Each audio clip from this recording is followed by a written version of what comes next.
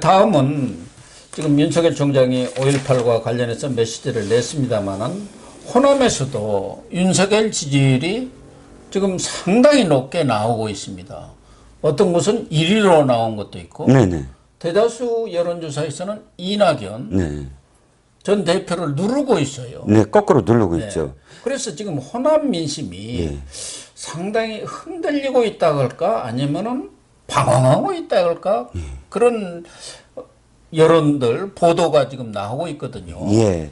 그러니까 호남도 이 4.7 재보궐을 전후해서 상당히 지금 이 회오리 바람이 불고 있다고 여겨져요. 호남 민심이라고 해서 무조건 뭐 민주당과 정당 일체감이 뚜렷해 갖고 오로지 민주당이야 라고 생각하기에는 그 고립된다는 생각을 많이 할 거예요. 이번에 수도권과 부산의 민심, 물론 특정 지역들이긴 하겠지만 이 텔레비전에서 갑자기 서울의 모든 지역이 빨간색으로 다 칠해질 때 사실 충격적이었거든요. 또 수도권에 사실은 호남의 출향민들이 뭐 한 굉장히 30% 많아요. 이상 되죠. 근데 그분들도 이번에 사실상 투표를 민주당에 본격적으로 몰아주지 않았다라는 건 이 본향인 광주 또는 전라남북도의 어떤 민심도 사실 흔들렸다는 어떤 반증이거든요. 그래서 지금 문재인 대통령이 잘못하고 있는 건 맞아. 최소한 그런 생각. 그런데 이걸 어디다 또 그런 마음을 둘까? 뭐 이러면서 흔들리고 있고 그 다음에 윤석열을 완벽하게 국민의힘 내지는 보수 정당의 어떤 주자라고 생각하지 않는 사람들. 일부 이런 사람들이 윤석열 호남에서도 윤석열 이 전 총장을 지금 지지하고 있는 게 아니냐. 아직은 모릅니다만 그럼에도 불구하고 이낙연 후보보다 이낙연 전 총리보다 훨씬 더 많이 나오는 어떤 상황은 굉장히 충격적이죠. 그러니까 호남에서 뚜렷한 주자가 있었다 하면 그렇지는 않겠죠. 그렇죠. 예.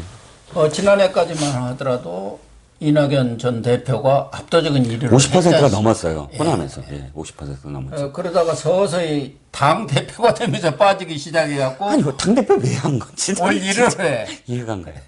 전직 대통령 사면론을 꺼내면서 완전히 거기서부터 결정타였어. 뚝 떨어져 버렸어요. 예, 결정타를 예. 맞았단 말이에요. 그리고 정세균 전 총리가 지금 뛰어들었습니다만 아직은 호남에 바람을 일으키는 데는 부족하고 네.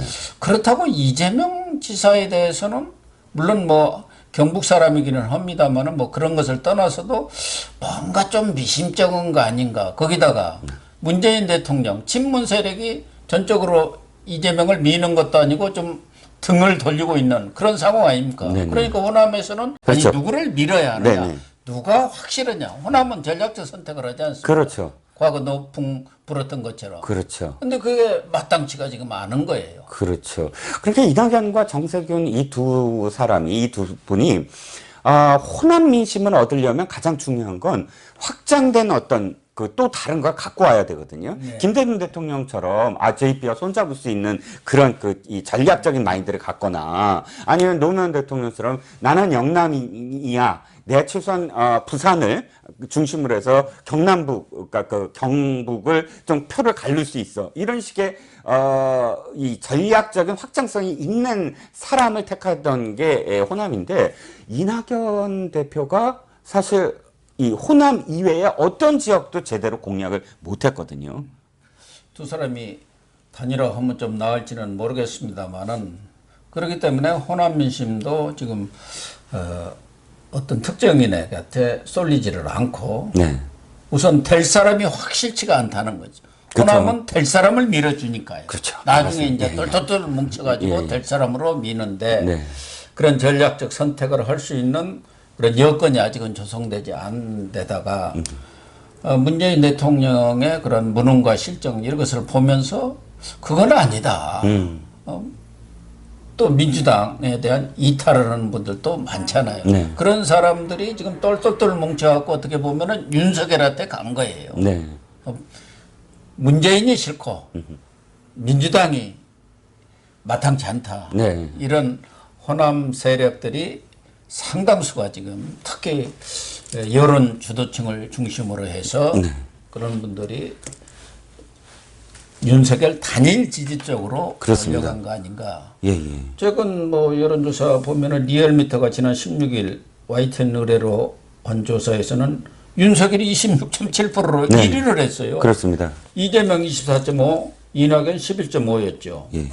그 다음에 PNR, 피플 네트워크스가 머니투데이 등의 의뢰로 한 그런 대선 후보 저합도 보면 이재명이 33.1, 그 다음에 윤석열 22, 이낙연 7.2. 17.2. 예, 17.2. 예. 그래서 그러니까 2위였고요. 예. 1위 아니면 2위를 지금 하고 있는 것이죠. 예, 이게 지금 또 하나 의미가 있는 건 뭐냐면 한 번에 그렇게 나타난 것이 아니라 지금 4월 달, 5월 달 걸쳐서 약 한 달 정도의 추세가 이렇게 된 거예요. 즉 이게 한 번 이렇게 갑자기 오르고 이런 것이 아니라 다져지고 있다라는 거죠. 그래서 의미가 있는 것이고 하나 더 소개를 하면 저는 당 지지율이 굉장히 의미가 있어요. 가장 최근에 나온 5월 14일 갤럽을 봤더니 처음으로 호남 지역에서 민주당이 그러니까 대통령 지지율 대통령 지지율을 봤을 때는 처음으로 호남이 긍정이 45, 부정이 44. 호남에서 대통령 지지율이 50%가 깨진 거예요. 그렇죠. 그러니까 호남에서 긍정이 부정을 50%가 거꾸로 되었잖아요. 긍정이 44, 부정이 45래요. 즉 부정이 더 많았던 거예요. 그러니까 대통령 지지율이 호남에서. 그리고 민주당 지지율을 봤을 때 자그마치 7%포인트나 낮아졌대요. 그러니까 이것도 굉장히 큰 폭으로 지금 민주당 지지율이 지금 호남에서 낮아진 어떤 셈입니다. 그래서 결국 민주당과 대통령 양쪽 지지율이 호남에서 엄청나게 빠지고 있다라는 경고 등이 지금 아까 말씀하신 그 민주당 의원들이 막 벌떼처럼 나서서 5.18 얘기를 하게 된 동기도 거기에 있다라는 거죠. 결국 문재인에 대한 실망, 또 민주당에 대한 불안함.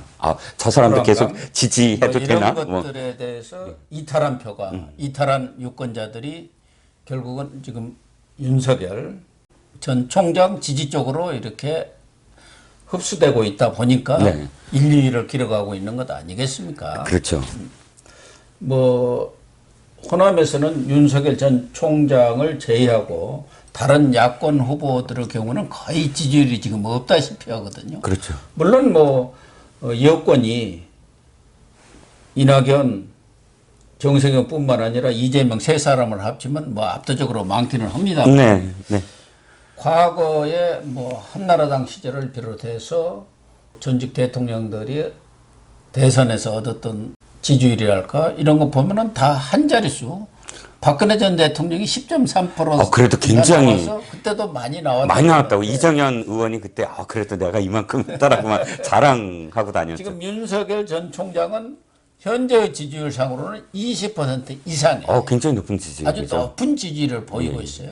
그래서 윤석열 아니, 총장이 조금 더 국민의힘에 입당하지 않고 시간을 더 끌면서 상황을 봐야 되는 이유라고 분석하는 이유가 바로 여기에 있거든요. 그렇죠. 빨리 만약에 국민의힘에 들어가서 보수 정당의 주자가 된 순간 호남이라든지 또는 이 중도의 그런 표심이 한꺼번에 그냥 없어지는 그런 상황이 될 수도 있는 거니까 굳이 들어가서 이 레이스를 펼치는 것보다는 제3의 어떤 그런 그 상황을 계속 만들어 나가면서 중도와 호남의 어떤 특정 유권자들의 표를 관리해야 되지 않느냐, 그런 어떤 분석이 이 지지율 때문에 나오고 있지 않을까요? 그러니까 국민의힘에 입당을 해갖고 다른 후보들하고 레이스를 펼칠 경우는 호남에 그런 지지율은 싹 빠진다고 그렇죠. 한꺼번에 빠지죠. 볼 가능성이 있는 것이죠. 저 사람 어차피 이제 보수 정당의 사람이야. 예. 뭐 이렇게. 그렇기 때문에 마지막까지 자기 세를 계속 유지하면서 막판에 들어서 단일화로 가는 것이 전체적으로 힘을 모으는 데는 호남까지를 포괄하는 그런 세력을 모으는 데는 유리하다. 전략상 그렇게 보는 거 아니겠습니까? 네, 그런 그렇습니다. 기세로 단일화를 막판에 해가지고 민주당과 1대1 대결을 벌이면 백전백승 아니냐. 네. 그런 그렇죠. 지금 판단들이 나오고 있는 거 그렇죠. 아니에요? 호남과 중도 이 또 40대 요런 그 상황에서 얼만큼 표를 잠식해서 내 걸로 만들어 오느냐, 그리고 나의 어떤 텃밭을 다지느냐, 이 두 가지를 생각을 할 때 저는 그래서 5.18 얘기도 했고, 굳이 호남에서 깃발을 제일 먼저 좀 펼쳐들 이유도 거기에 있지 않을까 싶고요. 그러나 이제 또 당 외에 있을 경우 국민의힘 주자들이라든가 뭐 여권은 말할 것도 없고 그렇죠. 윤석열에 대한 공격이 만만치 않을 거고시고 예. 당외에 있다 보면은 여러 가지 어려움들이 뭐 한두 가지가 아닙니다. 아, 그럼요. 뭐 예, 자금 예. 문제를 비롯해서 조직이라든가 그렇죠. 이런 확산의 문제 이런 것들이 있죠. 뭐 호남을 겨냥한다면은 또 당에 있는 네, 것이 네. 좀 도움이 될지도 모르지만 호남만 가지고 선거를 그럼, 치를 수도 예, 없는 거고 그렇습니다. 기본적으로 호남은 아무래도 민주당 우세로 갈 수밖에 없는데 네. 호남을 겨냥해서 제3지대에 머무를 수는 없는 거 아니냐는 또 반론도 만만치 않아요. 과거에 그럼요. 예. 국민의당의 안철수 그렇죠. 대표가 거기서 녹색 바람을 일으켰지 않습니까? 네네. 그래서 싹쓸이를 하다시피 했죠. 그렇죠. 몇 석 제외하고는. 예, 예. 그러나 결과적으로는 지금 흔적도 없이 사라질 위기에 처해 있는 거 아닙니까? 뭐 그렇습니다. 세석 가지고 있으니까요. 예, 예. 그렇습니다. 물론 뭐 개인의 정치력 미숙으로 리더십 부족으로 그런 측면도 있습니다만은 그만큼 제3지대라는 게 좀 세를 얻기가 쉽지는 않다. 네. 예. 그렇죠. 반기문 총장도 사실 그 두 가지 때문에 드롭을 했죠. 그러니까 뭐 세를 바깥에서 했는데 뭐 자금 문제, 조직 문제 이런 것들이 딱 닥치니까 바로 그냥 뭐 무너질 수밖에 없었는데 어찌됐든 영원히 안 들어간다거나 영원히 뭐 그 독자적으로 남지는 않겠죠. 그런데 다만 조심스럽게 다시 생각을 해봐도 지금 당장 들어가는 것보다는 중장기적으로 생각을 할 때 어쨌든 바깥에서 세를 일단은 형성하는 게 도움이 되겠다라는 생각은 일치하는 것 같습니다. 민주당의 정청래 의원이 윤석열 총장을 아주 공격하는데 최선봉에 선 것 같아요. 저격수 역할을 하는데 네. 윤석열은 제2 반기문이 될 것이다. 이렇게 초를 치면서 네네. 5.18 정신까지 운운하는 것은 과욕이다. 네. 이렇게 아주 공격을 했네요. 네. 아무튼 지금 호남에서도 윤석열 바람이랄까 이런 것이 만만치 않게 불고 있어서 뭐 국민의힘에 입당을 하는 경우는 어떤 결과가 나올지는 지금 예상하기는 좀 어렵습니다만은 과거 대선 후보들 사실 홍준표 후보 지난 대선 네네, 때 네. 한 3.5%인가 얻었을 겁니다. 예. 그보다 적은 것 같긴 하지만. 어쨌든 지난 대선 후보들이 한 자릿수 얻었는데 제가 볼 때는 최소한도 두 자릿수는 넘어간다. 경우에 따라서는 20% 이상도 얻을 수 있지 않나 그런 생각은 들어요. 그렇죠.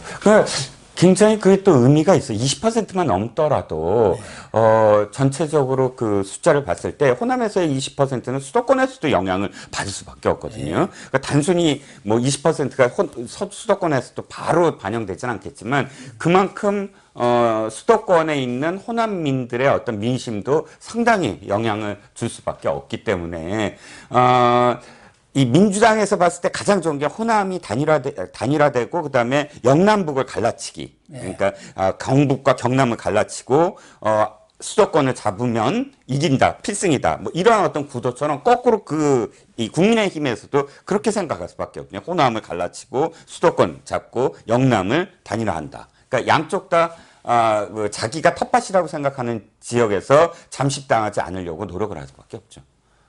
그래서 지난 황교안 대표가 4.15 총선에서 패배한 게 호남을 포기해버린 것 아니에요? 예. 그건 최악이었습니다. 그래서 그 후에 김정인 비대위원장이 호남 동행론, 뭐 서진정책, 호남 구애. 그래서 5.18 묘역에 가서 무릎 꿇고 뭐 묘비 닦고, 보고 묘비도 닦고, 예. 또 전직 대통령, 두 전직 대통령에 대한 반성의 성명도 내고 네. 이러면서 지금 많이 호남의 민심도 이렇게 변화를 겪고 있다.